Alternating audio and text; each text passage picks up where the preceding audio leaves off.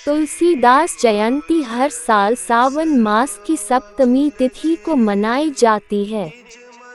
रामचरितमानस के रचनाकार तुलसीदास ने जीवन में कई दुख और तकलीफों को देखा और इन्हीं संघर्षों ने इन्हें भगवान राम का भक्त बना दिया और प्रभु राम की कृपा से तुलसीदास जी जनमानस के मार्गदर्शक संत तुलसी बन गए और रामबोला से तुलसी कहलाने लगे।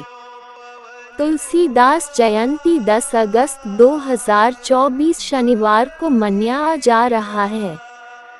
रामचरितमानस के रचयिता और महर्षि वाल्मीकि के अवतार कहे जाने वाले तुलसीदास जी का जन्मदिन हर साल सावन मास के शुक्ल पक्ष की सप्तमी तिथि को जयंती मनाई जाती है। बताया जाता है कि जन्म लेते ही तुलसीदास जी के मुख से राम नाम का शब्द निकला था, इसलिए उनका नाम रामबोला रख दिया गया था।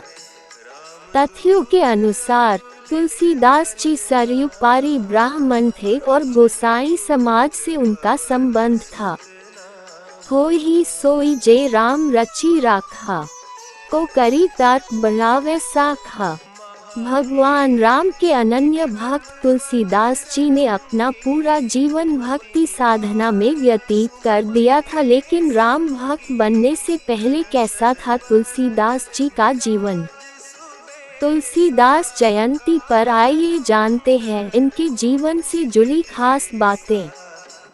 पत्नी के प्रेम में डूब गए रामबोला। तुलसीदास जी के जन्म के बाद ही उनकी माता का स्वर्गवास हो गया था और बचपन भी परिवार की वजह से कुछ खास नहीं था। जब तुलसीदास जी का विवाह हुआ तो उनको परिवार मिल गया और वह अपनी पत्नी के प्रेम में डूब गए। अपनी पत्नी के प्रति प्रेम कब आसक्ति बन गया, उनको इस बात का एहसास भी नहीं हुआ। राम भक्त बनने से पहले तुलसीदास जी रामबोला था और एक साधारण व्यक्ति थे। रात में शव पकड़कर की नदी पार। बताया जाता है कि शादी के बाद रामबोला की पत्नी अपने मायके गई हुई थी। पत्नी के जाने के बाद उनका मन नहीं लगा और वह रात में ही बिना कुछ सोचे समझे उफनती नदी को एक शव को पकड़कर पार की। नदी पार करने के बाद वह ससुराल पहुंचे तो देखा कि ससुराल का दरवाजा बंद था, लेकिन उनसे इंतजार नहीं हो पाया और पत्नी से मिलन की दीवानगी ऐसी थी कि बंद दरवाजा भी रामबोला को रोक नहीं पाया। रामबोला ने किया ऐसा प्रयास। रामबोला ने ससुराल में अपने पत्नी के कक्ष में प्रवेश करने के लिए दीवार फांदने का प्रयास कर रहे थे, तभी उन्होंने खिड़की से एक रस्सी लटकी हुई देखी और वह उसको ही पकड़कर दीवार पार कर गए। रामबोला ने जिसको रस्सी समझा था, दरअसल वह एक सांप था, जिसकी जानकारी उनको बाद में हुई। इतना करने के बाद आखिरकार रामबोला अपनी पत्नी के कक्ष में पहुंच गए। पति की लापरवाही से क्रोधित हुई पत्नी कक्ष में पहुंचने के बाद रामबोला से उनकी पत्नी काफी क्रोधित हो गई। उन्हें परिवार और समाज का डर परेशान कर रहा था कि वह अपने परिवार वालों से क्या कहे कि उनका पति द्वारा के बजाय दीवार पाकर कक्ष में पहुंच गया है। अपने पति की इतनी बड़ी लापरवाही को देखकर वह क्रोधित हो गई। पत्नी की बातों से जाग उठा अंतर्मन। क्रोध में पत्नी ने रामबोला से कहा कि लाज न आई आपको दौरे आए हूँ नाथ, अस्थि चर्म मय देह ये तासो ऐसी प्रीत। नेकु जो होती राम से तो कहे भव भीत, अर्थात मेरी हार मास की देह से प्रेम करने की बजाय अगर राम नाम से इतना प्रेम किया होता तो जीवन सुधर जाता। पत्नी की कही ये बात से रामबोला का अंतर्मन जाग उठा और वे तुरंत पत्नी के कक्ष से निकल गए और राम नाम की खोज में निकल पड़े। रामबोला बन गए तुलसीदास। पत्नी की क्रोध में कई गई बातों से राम बोला तुलसीदास बन गए और अपना संपूर्ण जीवन भगवान राम के चरणों में समर्पित कर दिया।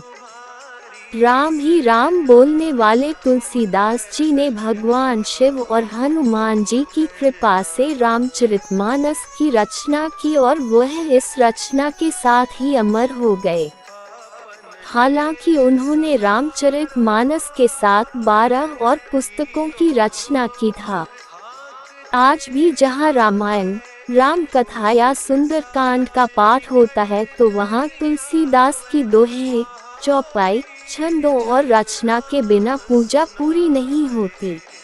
प्रेत का हुआ सामना। बताया जाता है कि एक बार जब तुलसीदास जी भगवान राम की खोज कर रहे थे तब उनका सामना एक पेड़ पर रहने वाला प्रेत से हुआ। दरअसल एक पेड़ बहुत सूख रहा था और तुलसीदास जी ने उस पेड़ को पानी दिया तो वह फिर से हरा भरा हो गया। उस पेड़ पर एक प्रेत रहता था जिसने उनको हनुमान जी से मिलने का उपाय बताया। तुलसीदास जी हनुमान जी को खोजते हुए उनके पास पहुंच गए और राम दर्शन के लिए प्रार्थना करने लगे। तब हनुमान जी ने चित्रकूट में राम घाट पर घोड़े पर सवार राम और लक्ष्मण के दर्शन करवाए।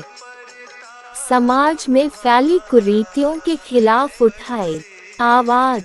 तुलसीदास जी ने अपना पूरा जीवन राम नाम व्यतीत किया और समाज में फैली कुरीतियों के खिलाफ आवाज भी उठाई।